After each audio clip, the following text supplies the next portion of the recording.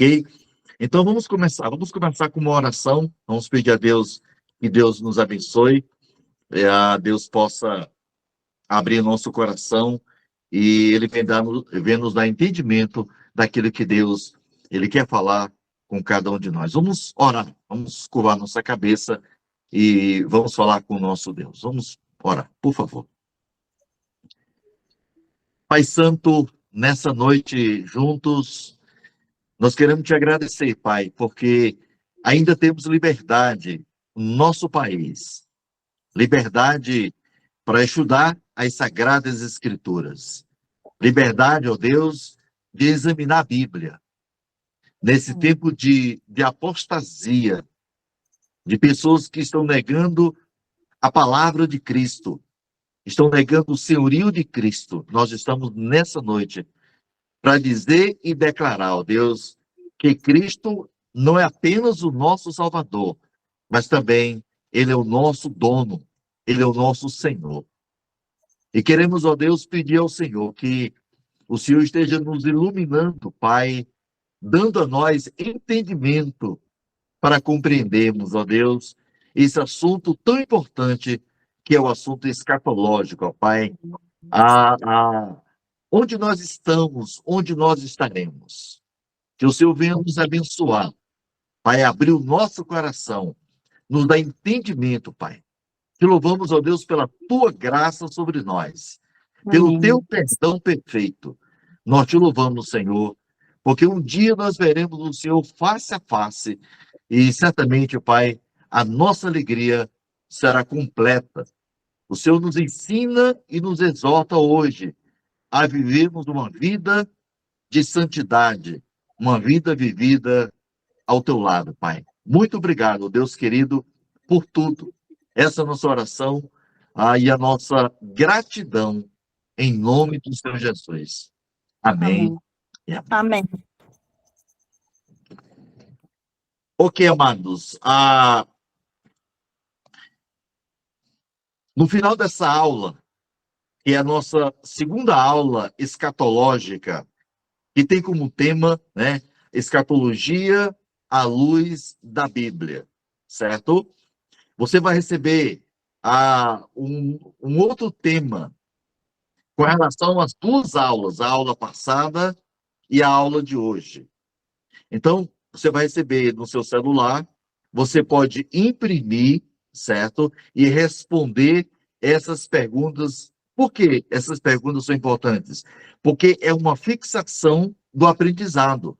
É aquilo que você aprendeu como se fosse uma escola. Nós estamos aqui vamos chamar de um instituto, né? De um mini seminário, aprendendo aulas gratuitamente sobre um assunto importante. Então, você não precisa ir para um seminário, para uma sala de aula. Então, você, do seu sofá, da sua casa, do seu lar, você pode aprender a teologia gratuitamente, com os slides e com tudo mais, tá certo?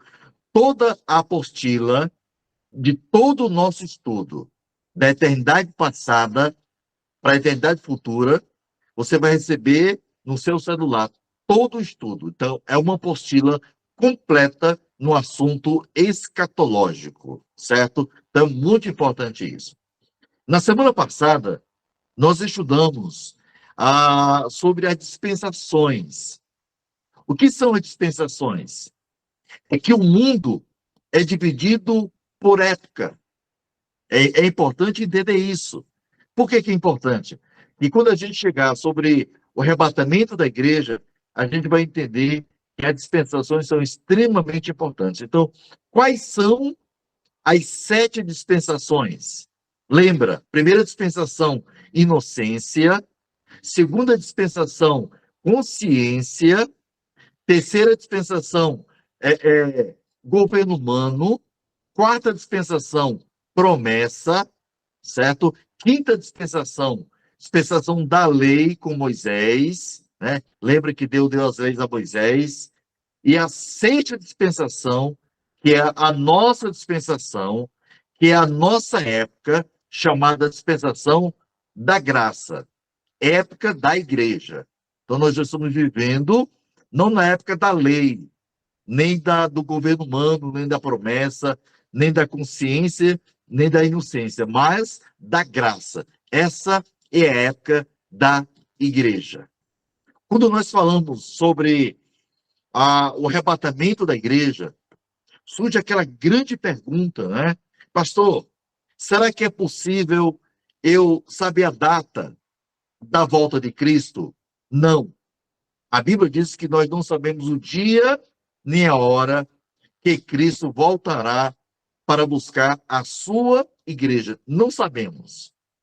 Se existe alguém no passado ou no presente que marcou o dia e a hora que Cristo voltaria, essa pessoa é um herege. A Bíblia não diz data. A Bíblia diz que Cristo voltará como ladrão. Né? Como é isso? Sem aviso prévio. Jesus voltará sem aviso prévio. Ele vai voltar assim, diz a Bíblia, no piscar e abrir de olhos. Mas é possível a gente saber sinais. E a gente vai começar hoje à noite vendo alguns sinais da segunda vinda de Cristo. E algo extremamente importante, que nenhuma outra geração do passado teve esse privilégio de perceber e ver esses sinais. Esses sinais, nós temos o privilégio hoje, da nossa época, época da igreja, de presenciar esses sinais. Quando eu digo época da igreja, porque a dispensação da graça, ela começou no dia de Pentecostes, em Atos capítulo 2, quando o Espírito Santo desceu. O Espírito Santo desceu quando Cristo foi assunto aos céus. Jesus subiu para a direita do Pai, o Espírito Santo desceu. Ali nasceu a igreja, certo? Então, Atos 2, e a igreja nasceu ali. E vai até a primeira fase da segunda vinda de Cristo. Então, vamos ver agora quais são os sinais da segunda vinda de Cristo, né? Muitos são os sinais, muitos, na palavra de Deus, que apontam para a vinda de Cristo à Terra. Alguns estão em formação agora e terão o seu clímax após o arrebatamento da igreja. Então, veremos agora alguns sinais da segunda vinda de Cristo. Primeiro sinal que mostra que Cristo está às portas, esse sinal tem a Bíblia dá como base, né, um sinal. Não diz a hora, não diz o dia, mas o mostra como um sinal. Que sinal é esse? O estabelecimento de Israel como uma nação independente. Esse é um sinal inconfundível da volta de Cristo. A nação de Israel, né, sendo formada como nação, assim como é o Brasil, uma nação. Fazia já 1900 anos que os judeus estavam espalhados pelo mundo inteiro. Desde o ano 70, anos depois de Cristo, quando Jerusalém foi invadida pelos romanos, né? No dia 30 de agosto do ano 70. Cerca de 60 mil soldados romanos invadiram Jerusalém. Desde aquela data, os judeus estão espalhados pelos 4 cantos do planeta. Por isso nós temos judeus brasileiros, nós temos judeus argentinos, né? Franceses. Então, se um judeu nasce no Brasil, ele é um judeu brasileiro. Agora você pergunta para mim, pastor, o que é um judeu? Um judeu é aquele que descende das 12 tribos dos filhos de Jacó. Lembra? Jacó teve 12 filhos. Então, são descendentes desses 12 filhos.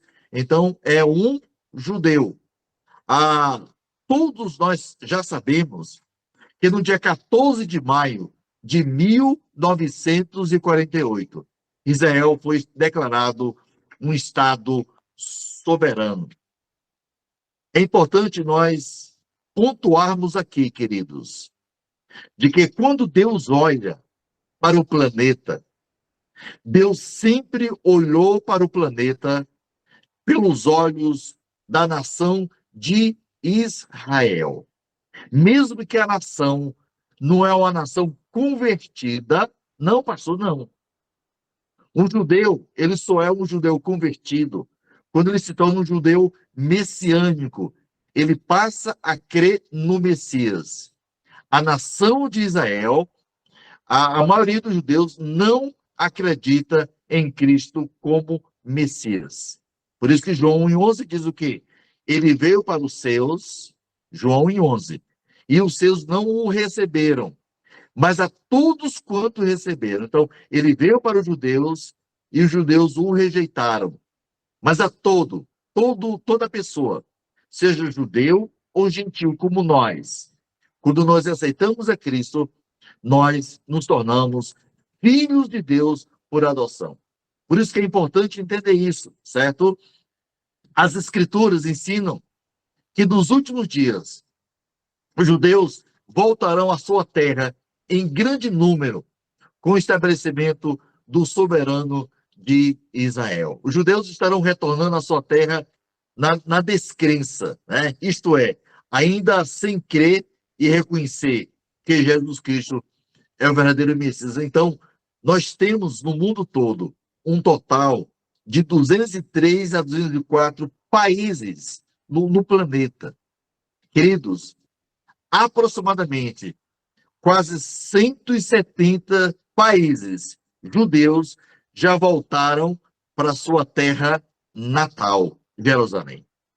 Isto é um sinal claro de que o que Isaías disse no capítulo 11, os versos 11 e 12, é a profecia se cumprindo.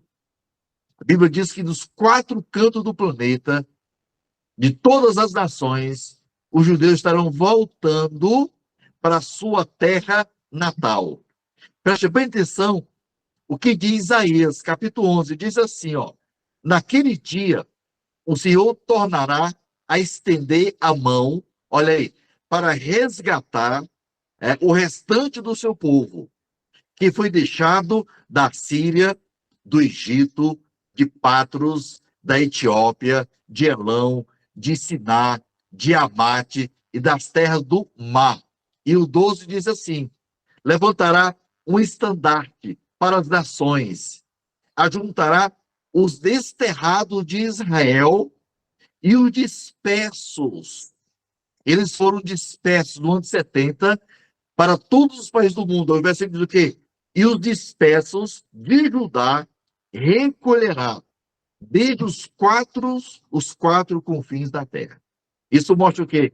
Que os judeus estão voltando agora, na nossa época, para sua terra natal.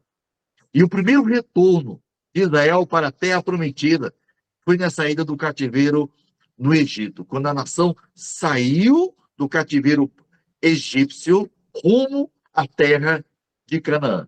Diz a Bíblia no livro de Êxodo 14, que foi a primeira saída da nação para a sua terra natal. O segundo retorno, diz o profeta, será dos quatro confins da terra.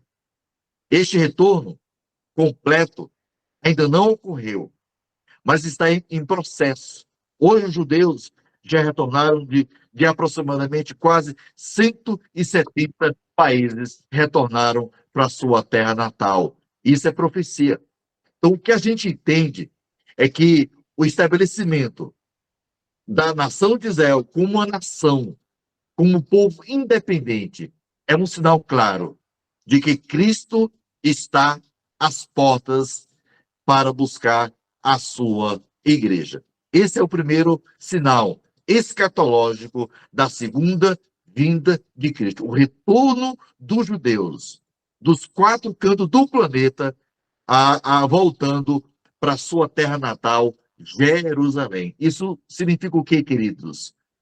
Que Cristo está perto de voltar, de buscar o seu povo, buscar a sua igreja, buscar aqueles que foram comprados pelo sangue precioso de Cristo. Se um judeu hoje ele se converte, ele vai subir junto com a igreja, porque ele faz parte da igreja, corpo de Cristo. Os outros que não se converteram vão passar pela grande tribulação, não vão subir junto com a igreja. Ok? O segundo sinal escatológico da segunda vinda de Cristo é a multiplicação, hoje, da iniquidade e o esfriamento do amor. A iniquidade tem aumentado de forma assustadora e o amor tem se esfriado, especialmente para com as coisas de Deus. A gente percebe que as drogas, as prostituições, o índice tem sido alarmante, não apenas no Brasil, mas no mundo todo. Em um retiro, onde havia muitos jovens e adolescentes, só para a gente ter uma ideia do termômetro da questão da prostituição, da pornografia. Foi feita uma pesquisa entre os jovens e adolescentes desse retiro. E qual era a pergunta? A pergunta era essa: quem já acessou ou ainda acessa constantemente vídeos pornográficos? A pesquisa que foi feita nesse retiro mostrou que mais de 70% dos que estavam presentes naquele retiro ou acessaram ou são viciados na pornografia. Isso é uma demonstração, como diz Paulo, que a iniquidade, a prostituição, tem aumentado muito em nossos dias. Desquites, queridos, desquites, divórcios. Eu fiz uma pesquisa há pouco tempo e foram registrados só em 2021 80.573 divórcios somente no Brasil. É a época hoje do divórcio, do amor frio, né? Olha, os assaltos, enganos, nunca chegaram a um ponto tão alto e assustador como agora. Tem se intensificado tudo isso. E o que diremos do esfriamento espiritual? Hoje que a gente fala da eclesia, da igreja, a gente vê um povo frio para com Deus, para com a Bíblia, para com as coisas do reino. Tem pessoas que dizem, pastor, eu não tenho mais apetite pela Bíblia. Eu não tenho mais desejo de ler a palavra do Senhor. Isso é esfriamento do amor para com Deus. Os casais sem amor causam tanto desquites como nunca. Os filhos sem amor e respeito para com os pais. Hoje em dia, aquele respeito, aquela reverência para com os pais, isso tem faltado hoje, tem aumentado mais do que nunca. Olha, quando a gente. Hoje as revistas, os livros, o nosso Face, né, nosso Instagram, são mais lidos e acessados do que a própria palavra do Senhor. Quanto tempo você passa com sua Bíblia? Quantas horas você lê? Se a gente fizer uma comparação com o nosso Face, né, com o nosso Zap, a Bíblia, ela fica esquecida.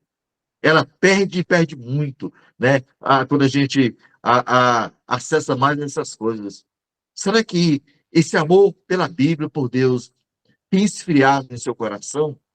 Televisão, esportes e passeios tomam todo o tempo do crente frio no amor. Então, é um retrato hoje de que Cristo está às portas. Podemos dizer as mesmas palavras do Senhor Jesus, a igreja mais afamada no primeiro século, a igreja de Éfeso. Quando a gente estuda a primeira epístola de Paulo, a igreja de Éfeso, a epístola da igreja de Éfeso, o que a gente entende? Era uma igreja atuante, uma igreja vibrante, uma igreja viva. Mas quando chega em Apocalipse, uma das 7 igrejas, a igreja de Éfeso, e olha o que Jesus diz daquela igreja: tenho, porém, contra ti que deixaste o teu primeiro amor. Apocalipse capítulo 2, versículo 4. Isso é um retrato de hoje. A igreja do século XXI tem perdido o amor por Deus pela Bíblia, a Bíblia tem ficado esquecida. Então a gente entende isso, né, como evidência de que a multiplicação da iniquidade e o esfriamento do amor cristão para com Deus, para com a Bíblia, para com as coisas do reino de Deus. O terceiro sinal de que Cristo está perto de voltar é a apostasia dentro das igrejas. Amados, os maiores apóstatas, aqueles que negam a fé, aqueles que negam a inerrância das Escrituras, isso tem saído dentro das igrejas evangélicas, igrejas com doutrinas sadias, boas, igrejas ortodoxas. Esses hereges saem, eles não saem das seitas, eles saem das igrejas boas e formam seitas e divulgam as suas heresias. O apóstolo Paulo, escrevendo a Timóteo, no capítulo 4, do versículo 1, ele diz assim, ele diz, ó, mas o Espírito expressamente diz que nos últimos tempos, olha, últimos tempos, ele está falando do período da igreja, na dispensação da graça, começando em Atos 2, repito, até a segunda vinda de Cristo, primeira fase, que nos últimos tempos apostatarão alguns da fé. Eles vão apostatar. A fé aqui, eles vão negar a doutrina, eles vão negar a Bíblia, a palavra. E tem pregadores da mídia que negam a inerrância das Escrituras. Eles dizem que a Bíblia precisa ser atualizada, porque a Bíblia é ultrapassada. Não, não é ultrapassada. Quem inspirou a Bíblia foi o Espírito Santo de Deus, e ele jamais é ultrapassado. O autor da Bíblia é a terceira pessoa da Trindade, mas a Bíblia diz que nesses últimos tempos, alguns vão apostatar da fé, dando ouvidos ao quê? A espíritos enganadores. Cuidado.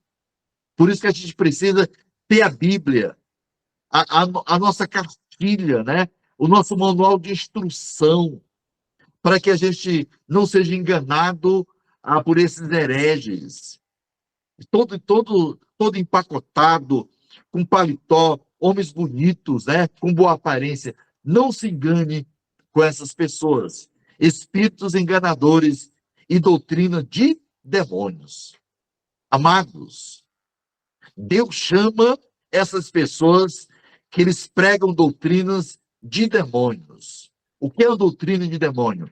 É aquela doutrina que não tem o apoio na palavra do Senhor. A gente pode citar aqui tantas seitas, né? Os Testemunhos de Jeová, os Mormons e tantas outras seitas que pregam doutrinas contrárias à palavra do Senhor.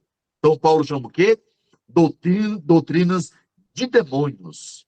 Eles pregam aquilo que Satanás determinou que eles pregam. É importante isso. A Bíblia diz, assim como no meio do povo surgiram falsos profetas, assim também haverá entre vós falsos mestres, os quais introduzirão dissimuladamente heresias nas igrejas. Nos últimos dias, assim serão as pessoas. Elas tendo a aparência de piedade, mas negando a eficácia dela. Tem uma aparência de pessoas piedosas, pessoas com a voz mansa, bonita. Cuidado com isso. A gente pode estar ouvindo serpentes, doutrina de demônios.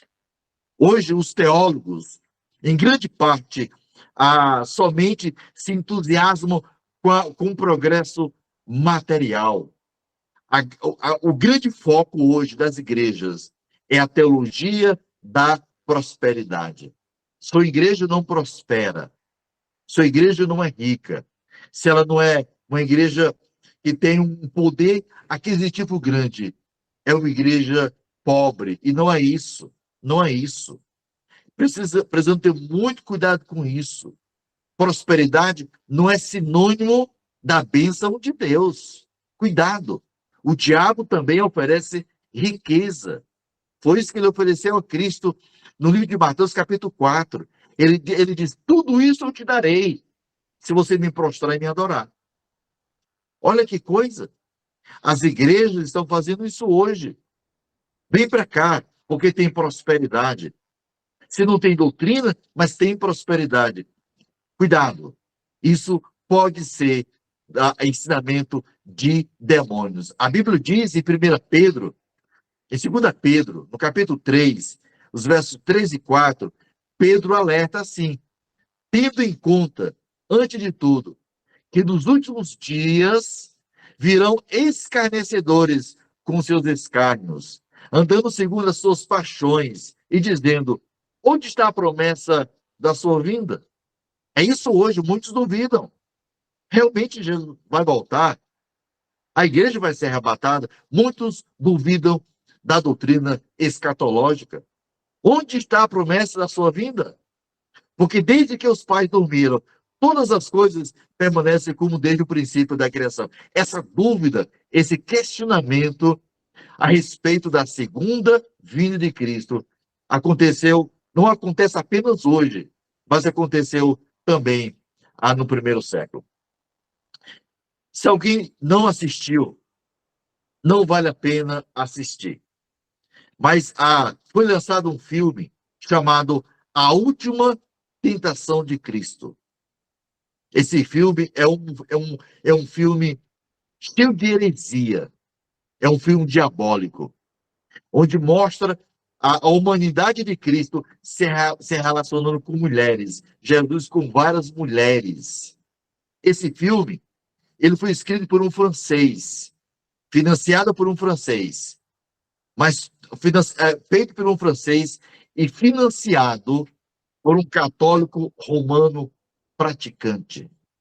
Uma pessoa que se diz católica, que crê em Deus, financiou um filme extremamente diabólico chamado que A Última Tentação de Cristo.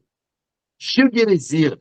Esse filme é baseado, né, em um romance, né? Ele traz Jesus Cristo como um homem comum, encarnado no Messias contraditório, um Messias frágil, humano, se relacionando com mulheres. E a Bíblia condena fortemente esse tipo de ensinamento. Hoje, muitos seminários, não apenas no Brasil, mas na Europa, nos Estados Unidos, negam o nascimento virginal de Cristo, a sua morte e ressurreição corporal. Eles negam isso, eles dizem que Jesus não nasceu da Virgem Maria, que Jesus não ressuscitou.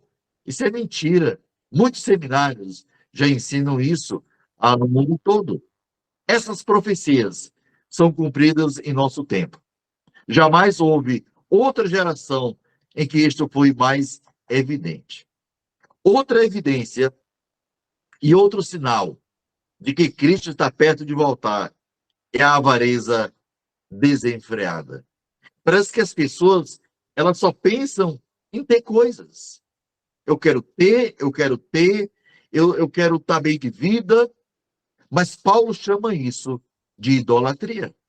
Paulo diz em 2 Timóteo capítulo 3, os versos 1 e 2, ele diz: sabe, porém, isto, que nos últimos dias sobrevirão tempos trabalhosos, porque haverá homens amantes de si mesmos, avarentos.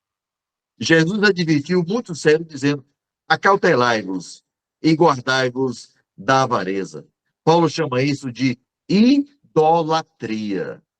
Tem gente idolatrando bens, dinheiro, posição. Pessoas que amam mais a família, amam mais o seu emprego, amam mais a sua conta bancária do que o próprio Deus. E estou falando de pessoas evangélicas, pessoas que se dizem crentes. Cuidado com isso. Outra coisa importante para a gente acelerar o nosso assunto, o nosso sinal, é o movimento ecumênico.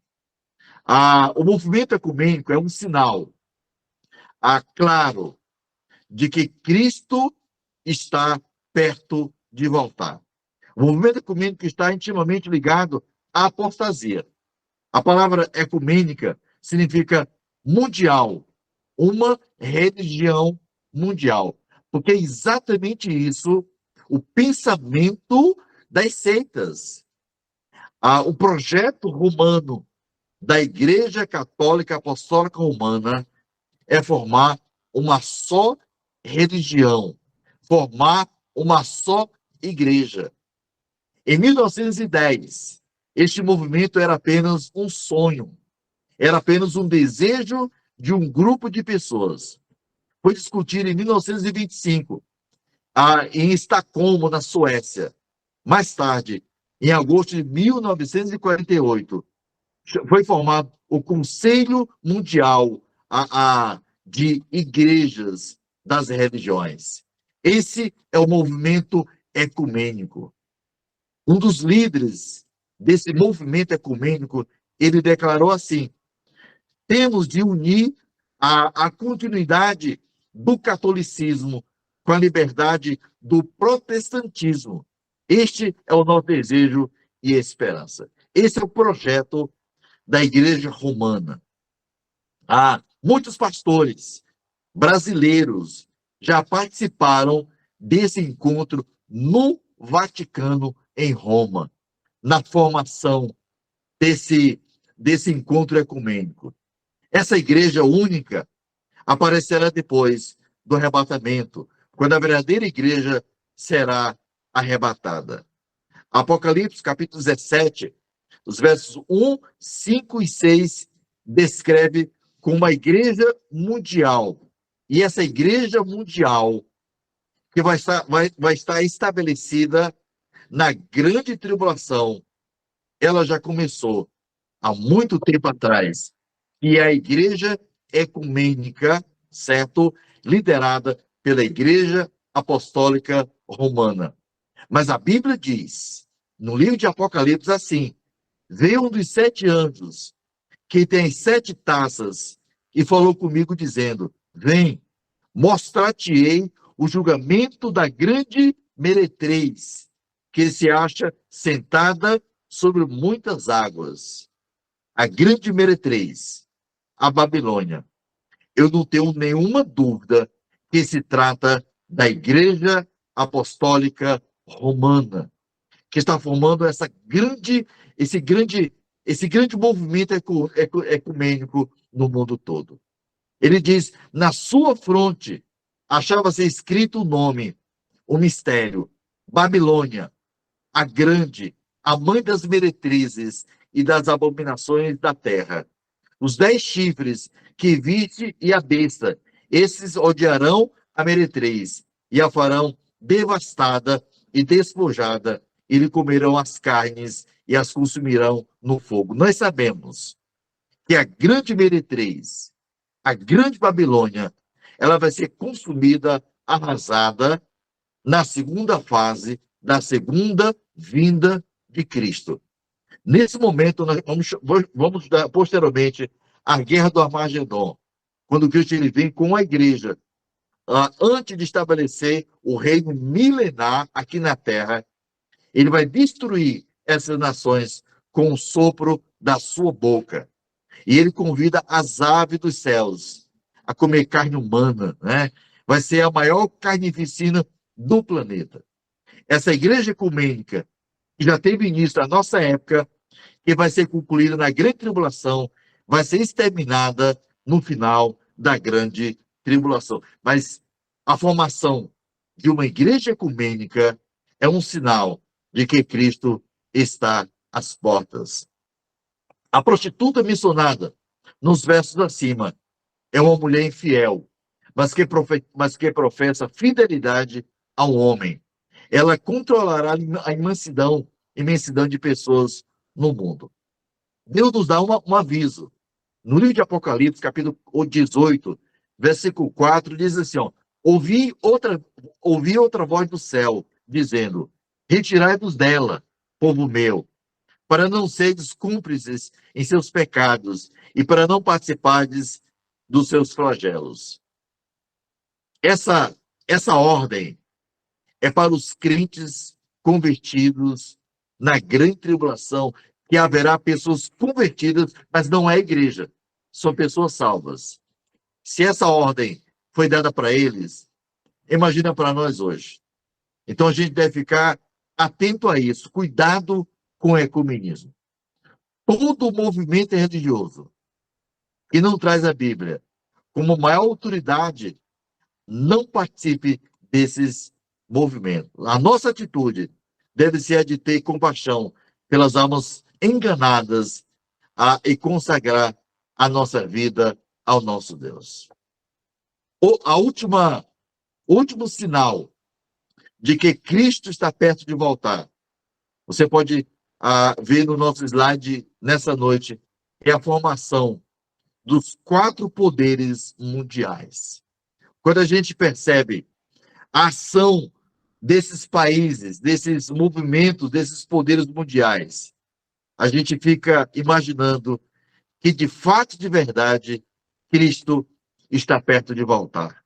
A Bíblia prediz que haverá 4 poderes mundiais cercando Israel.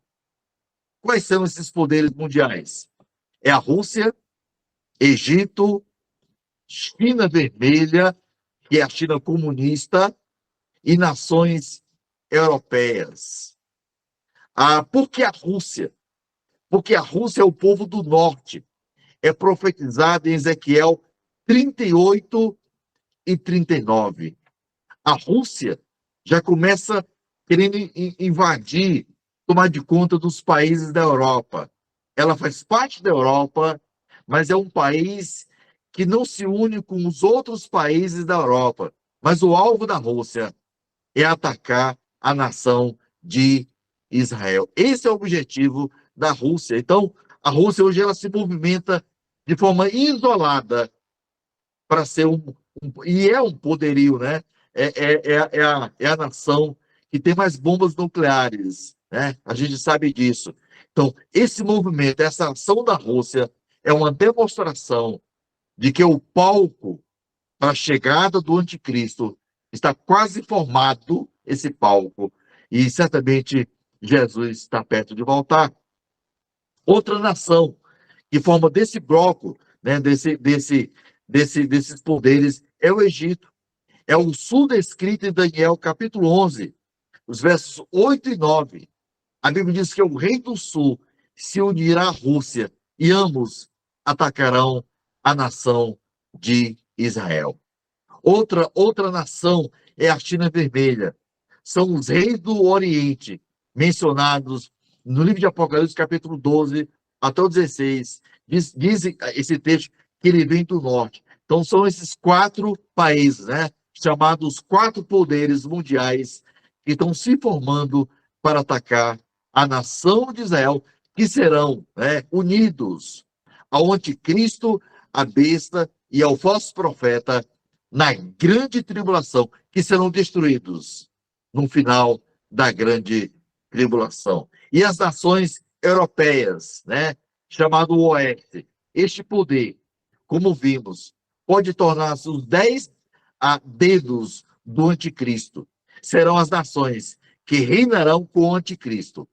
A Europa está desesperadamente procurando um líder mundial. E exatamente estão se preparando. Quando o anticristo chegar, vai encontrar o palco totalmente pronto para reinar na grande tribulação. Esses são os sinais de que Cristo está perto de voltar. Esses são alguns sinais.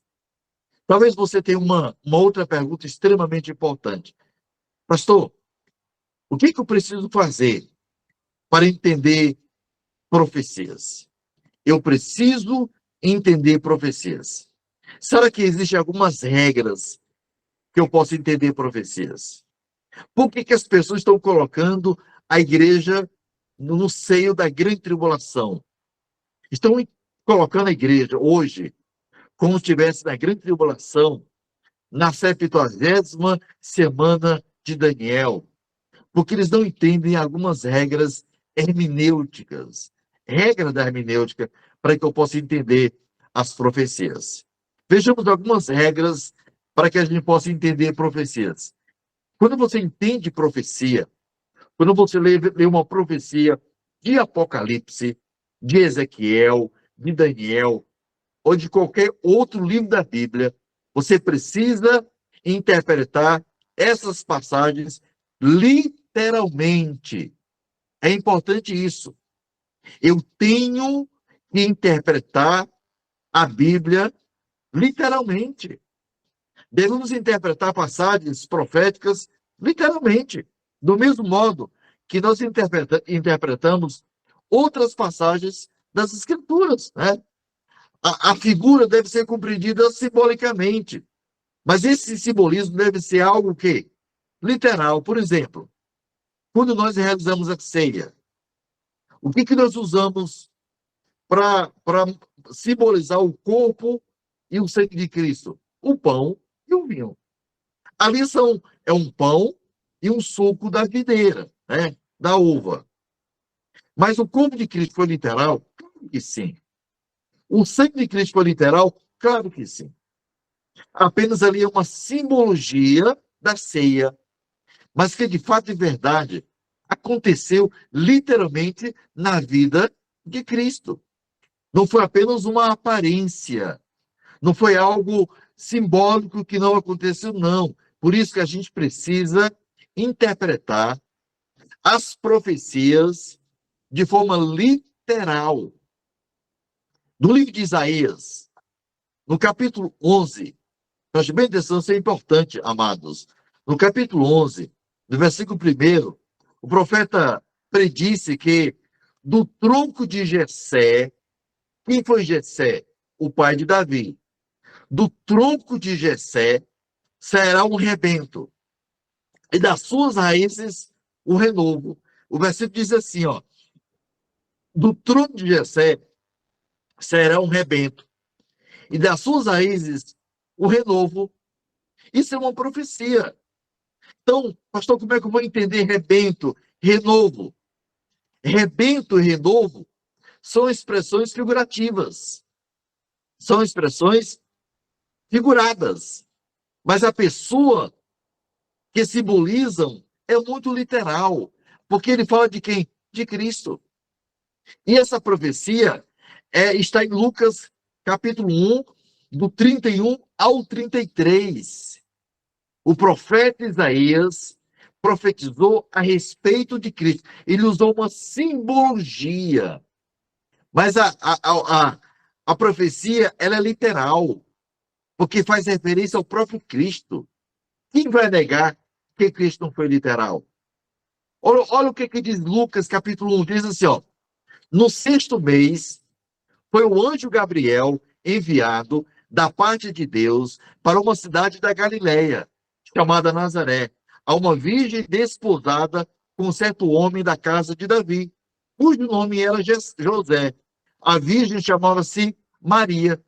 E entrando o anjo aonde ela estava, disse: alegra-te, muito favorecida, o Senhor é contigo. Ela, porém, ao ouvir esta palavra, perturbou-se muito e pôs-se a pensar no que significava essa saudação. Mas o anjo lhe disse: Maria, não temas, porque achaste graça diante de Deus.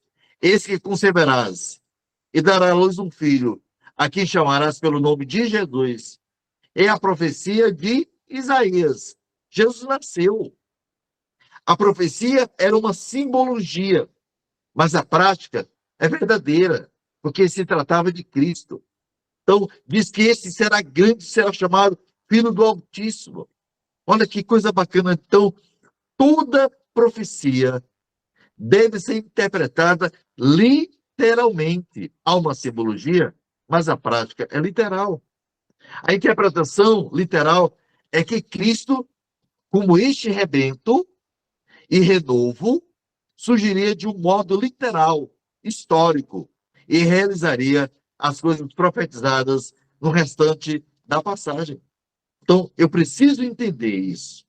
Então, quando a gente tiver nas simbologias do Apocalipse, né, aqueles símbolos, nós vamos entender a simbologia, mas há uma prática, há uma ação. A gente vai interpretar toda simbologia literalmente. Não fica apenas na simbologia. Vamos trazer para a prática, porque é prático essa simbologia. A segunda coisa para a gente entender a profecias é reconhecer a possibilidade de um intervalo de tempo. Há passagens bíblicas, existe passagem na Bíblia que são separadas por grandes espaços de tempo no seu cumprimento. Como isso é importante? Passagens bíblicas que elas vão se cumprir em espaço de tempo. No livro de Isaías, olha como é interessante esse texto. Isaías, capítulo 61, os versos 1 e 2. Cristo leu na sinagoga de Nazaré. Ele leu essa passagem na sinagoga de Nazaré, no livro de Lucas, capítulo 4, do 16 ao 21. Deixa eu ler aqui o texto. Deixa eu ler Isaías. Isaías 61, 1 e 2. É uma profecia. Essa profecia vai ser cumprida em dois tempos. Uma na época de Cristo e outra posteriormente. Então, eu preciso entender que a profecia ela pode ser cumprida no intervalo de tempo. O que diz aí? Diz assim, ó. O Espírito do Senhor, Deus está sobre mim. Isaías falando. Porque o Senhor me ungiu para pregar boas novas aos quebrantados.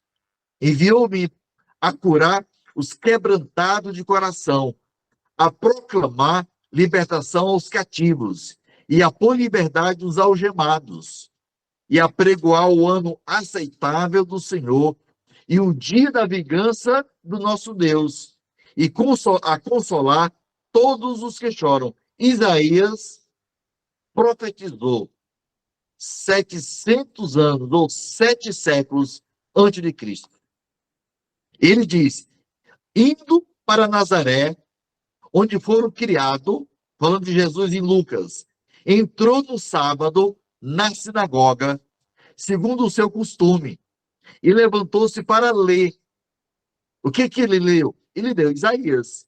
Então lhe deram o livro do profeta Isaías, o texto que Isaías profetizou.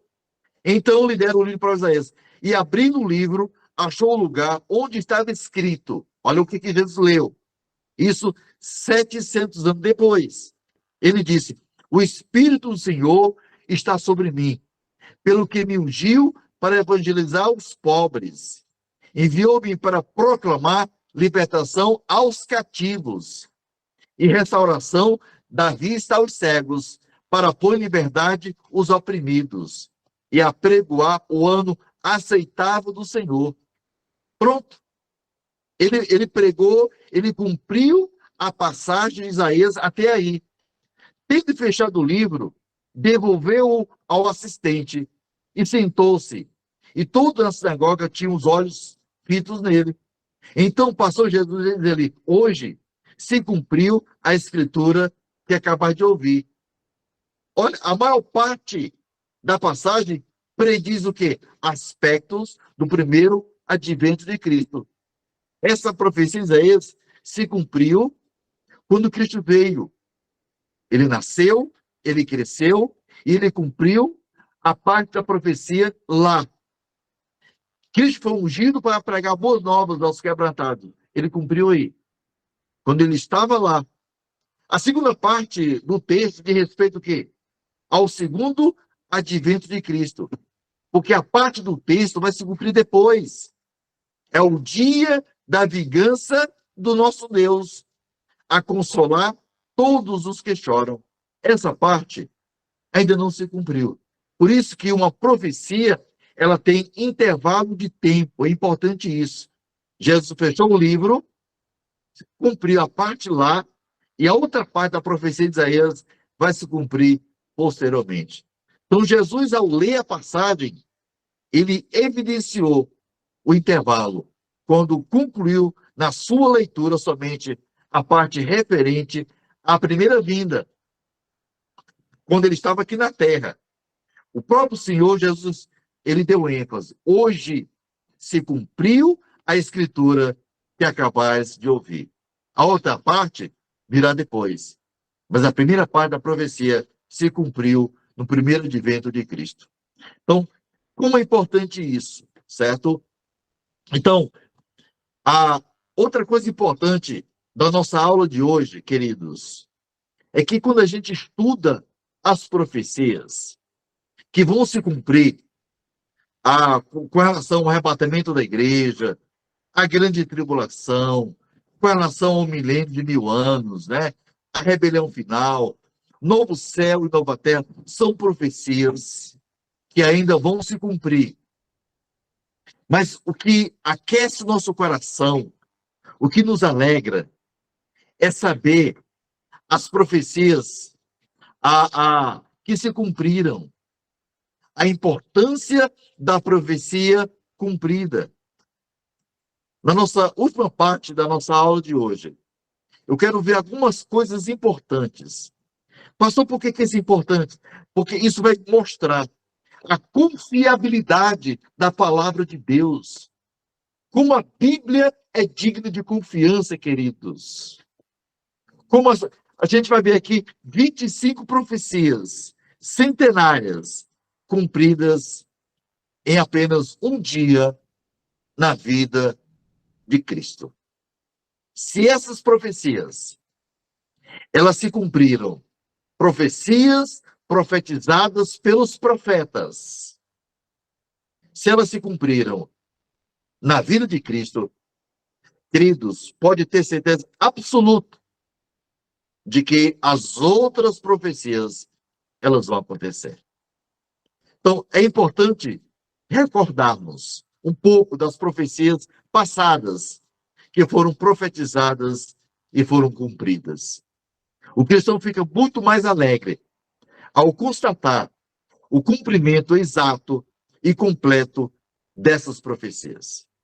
Essas profecias que se cumpriram em um dia na vida de Cristo, elas não se cumpriram mais ou menos, não. Se cumpriram de forma exata, de forma perfeita. O mesmo acontece com todas as profecias que ainda vão se cumprir. O que diz a Bíblia? Diz assim: tudo isto, porém, aconteceu para que se cumprissem as escrituras dos profetas. Mateus 26, versículo 56. Então, as profecias do Antigo Testamento sobre a traição, julgamento, sobre a morte e o sepultamento do Senhor Jesus Cristo, essas profecias se cumpriram, repito, em apenas um dia na vida de Cristo. Então, vamos ver aqui algumas profecias. Eu não vou ler todas as profecias, claro, mas apenas algumas, para você ter uma ideia de que o que a Bíblia diz se cumpre. Diz a Bíblia que Deus não é homem para que minta. Então, vale a pena a gente colocar o nosso coração e confiar naquele que ainda vai acontecer. Porque aquele que Deus disse que iria acontecer, aconteceu. No livro Profecia, diz que Jesus seria vendido por 30 moedas de prata. Quem disse isso? Zacarias. No livro de Zacarias, tem um texto profético, né? Zacarias, capítulo 11, versículo 2, diz assim, ó: eu lhes disse, se vos parece bem, dai-me o meu salário, e se não, deixai-o. Pesaram, pois, por meu salário, 30 moedas de prata. Quem profetizou? Zacarias, o profeta Zacarias. Se cumpriu? Claro que se cumpriu. Se cumpriu onde? Está lá Mateus, capítulo 26. Então, um dos 12, chamado Judas Iscariotes, indo ter com os principais sacerdotes, propôs: quem me quereis dar? Eu vou-lo entregarei. E pagaram-lhe 30 moedas de prata. Amados, é como se o profeta Isaías estivesse no Novo Testamento escrevendo o que ele escreveu. Por isso que a profecia se cumpriu de forma exata, de forma perfeita. E muitas outras profecias, ele seria traído por um amigo, está lá, Salmo capítulo 55, diz que ele seria traído por um amigo. Se cumpriu em Mateus, ele foi traído por Judas Iscariote, seria traído de Zacarias também, né? Diz também que os discípulos o abandonaram. Zacarias 3, versículo 7, que aqueles que andavam com ele, Jesus seria abandonado por eles. E aconteceu exatamente, diz a Bíblia em Mateus 26. Então os discípulos todos, deixando-o, fugiram. Olha como é interessante a gente crer naquilo que a Bíblia diz. Então você pode acompanhar todas essas profecias na sua apostila, né? A gente não vai ler aqui todas as profecias que foram escritas, que se cumpriram devido ao nosso tempo, mas na apostila você pode conferir todas as referências mostrando que 25 profecias centenárias se cumpriram literalmente na vida do Senhor Jesus. Então você pode realmente acompanhar no seu material que você recebeu na sua no seu pelo Zap Zap e imprimir e acompanhar todas essas profecias. Então você pode acompanhar no slide a profecia profetizada pelos profetas e cumprida no Novo Testamento na vida do Senhor Jesus Cristo. Essas são algumas profecias que foram cumpridas na vida do Senhor Jesus Cristo, ok, amados? Muito bem, então nós queremos, nessa parte, fazer a nossa conclusão, queridos, depois de você acompanhar toda essa parte profética das profecias e elas se cumpriram na vida de Cristo. O nosso próximo assunto, que nós teremos na próxima aula, é sobre o arrebatamento da igreja. Como vai ser o arrebatamento da igreja? Quais são as escolas que são contrárias à escola do arrebatamento pré-tribulacionista, que diz que a igreja ela vai subir antes da grande tribulação? Como é que funciona isso? Esse vai ser o nosso assunto da nossa próxima aula escatológica. Mas eu queria que nessa nossa segunda aula, que a gente pudesse entender essa parte, como interpretar as profecias bíblicas. Então, é uma parte que vale a pena a gente conferir, ok? Então, essa é a nossa aula de hoje. Sobre o arrebatamento da igreja, veremos isso na próxima aula, ok? O nosso próximo assunto vai falar sobre o arrebatamento da igreja, certo? Onde a gente vai falar das escolas. É bem interessante, onde a gente vai mostrar a nossa tese, a nossa base teológica para dizer que a igreja não passará pela grande tribulação. Toda essa base está na sua apostila, que eu mandei no grupo, porque a nossa base é a palavra do Senhor. Então a gente vai falar sobre isso na nossa próxima aula, sobre o arrebatamento da igreja, ok? Beleza. Se não tem mais perguntas, vamos encerrar com uma oração, certo? Vamos orar? Vamos encerrar com uma oração, certo? Quem do grupo gostaria de orar? Alguém pode nos levar a Deus de oração? Quem gostaria? Mateus. Então, Mateus, nos leva a Deus de oração, por favor, Mateus. Grandioso Deus e amado paixão dos céus. Santo, santo é o Senhor e muito digno de ser louvado. Amém, Pai, amém, Deus. Muito obrigado, Deus, por essa oportunidade maravilhosa que o Senhor nos dá. Eu peço, Deus, que o Senhor possa nos animar cada vez mais a ficar no centro da sua vontade, a buscar a sua face. Ó Pai, não deixe que o desânimo, essa frieza venha contagiar nenhum de nós, ó Deus, por favor. Eu peço que o Senhor tenha misericórdia de nossos irmãos, ó Pai, de nossas igrejas. Eu peço que o Senhor possa fazer um avivamento, ó Pai, na sua igreja. Ó Pai, tem sido uma frieza muito grande, ó Deus. É verdade, Pai. E nós pedimos a sua misericórdia, ó Pai, por favor, em nome do seu Filho Jesus. Amém. Eu peço que o Senhor possa nos usar como instrumentos seus para animar os demais e nunca deixe, ó Pai, que nós venhamos desanimar. O Senhor conhece a cada um de nós, o Senhor conhece a mim e sabe como cheguei a mergulhar num desânimo tão grande diante das situações, diante dessas coisas. Eu peço a Deus que o Senhor possa nos dar graça, ó Deus, para continuar cada vez mais pregando a sua palavra, ó Pai, anunciando a sua palavra, buscando a intimidade contigo. Abençoe-nos, ó Deus, de forma que possamos conduzir nossa família no seu caminho, Deus. São muitas barreiras a enfrentar, ó Pai, até para nós congregarmos, ó Deus, até para nós te adorarmos em nossas igrejas. A ferida é muito grande, ó Deus, e eu peço, em nome de teu Filho Jesus, que o Senhor possa ter misericórdia de nós, em nome de teu Filho Jesus. Amém, Senhor. Muito obrigado pelo esse privilégio, ó Deus, o Senhor está usando esse casal maravilhoso, pastor Cosmo e irmã. Amém, meu Deus. E eu peço que o Senhor continue usando eles. Abençoe cada um que estão aqui no grupo, ó Deus. Pai, nos dê graça para aceitar as suas verdades, ó Deus. Que essas verdades, ó Deus, possam penetrar profundamente nosso coração e mente. Que possamos crer com força total. E, ó Pai, e encha o nosso coração de alegria, Deus. Enche o coração da sua igreja de alegria, ó Pai, em pensar na sua volta. Meu Deus, amém. Ó Deus, estamos vivendo uma coisa de uma forma tão inversa, ó Deus. Pessoas até torcendo para que o Senhor não volte ou com medo da sua volta. Quando fala da sua volta, pessoas têm total ânimo, ó Deus. E eu peço que o Senhor, por favor, tenha misericórdia de nós, da nossa geração, Amém, e possa meu agir Deus. profundamente no coração dos nossos irmãos e o nosso, ó Deus. Não deixe, ó Deus, a gente desanimar diante de todas essas adversidades. Eu te imploro em nome de teu Filho Jesus, ó Deus. Amém, meu Deus.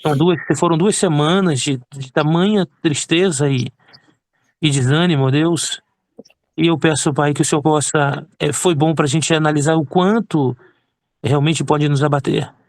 O quanto precisamos do Senhor, ó Pai, da sua graça, da sua misericórdia.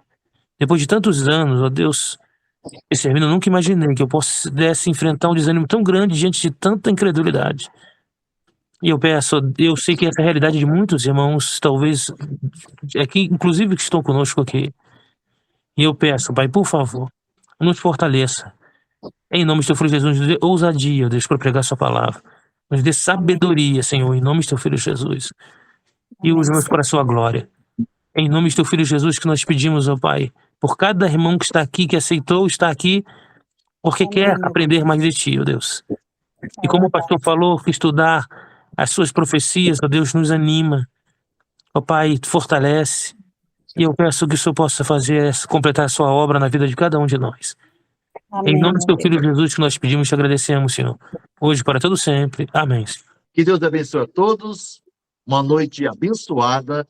A sua presença, mesmo que você não falou nada, mas você está presente, é um privilégio para nós. Vamos continuar juntos, Amém. né? Vamos fortalecer nossa fé juntos. Nós aqui do sul do Brasil, né, do Nova Petrópolis, vocês daí, mas juntos, né? Como corpo de Cristo, unidos, né? Quem sabe hoje à noite seja a noite da sua volta, quem sabe, né? Nós não sabemos. Deus sabe. Boa noite, que Deus abençoe a todos. Fique na paz.